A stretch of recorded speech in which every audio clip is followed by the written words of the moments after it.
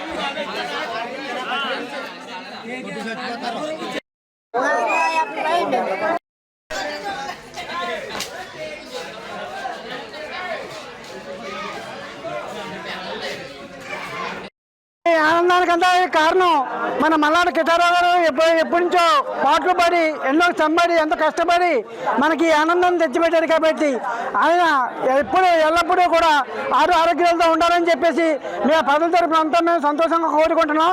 ఈ ఆనందానికంతా మన మల్లాడి కిషోరరావు గారు కాబట్టి మల్లాడి కిషోరరావుకి మన మల్లాడి కిషోరరావుకి మా పిసరమైన ఆజాజ్యోతి మల్లాడి కృష్ణారావు గారు మాకు చేసిన కృషిని బట్టి ఈ రోజున మత్స్యకారులందరూ ఒక ఆనందంతో ప్రతి ఊరికి గ్రామానికి ఉత్సాహంగా ఉల్లాసంగా పండుగ చేసుకున్నామంటే ఇదంతా మల్లాడి కృష్ణారావు గారు ద్వారాను బట్టి. అలాగే గవర్నర్ గారు, మన పాండిచేరి ముఖ్యమంత్రి రంగస్వామి గారు, వైద్యులింగ ఆయన పేరేంటి లక్ష్మీనారాయణ గారు వాళ్ళు దయబట్టి ఇవాళ మేము పిసరమనంతో కట్టుకట్టుకుండి ఒక పద్ధతిగా ఒక లైన్గా నడిపి ఒక తాడు మీద నడిపిందని ఇది అంతా ఘనత మల్లాడి కృష్ణ గారికి.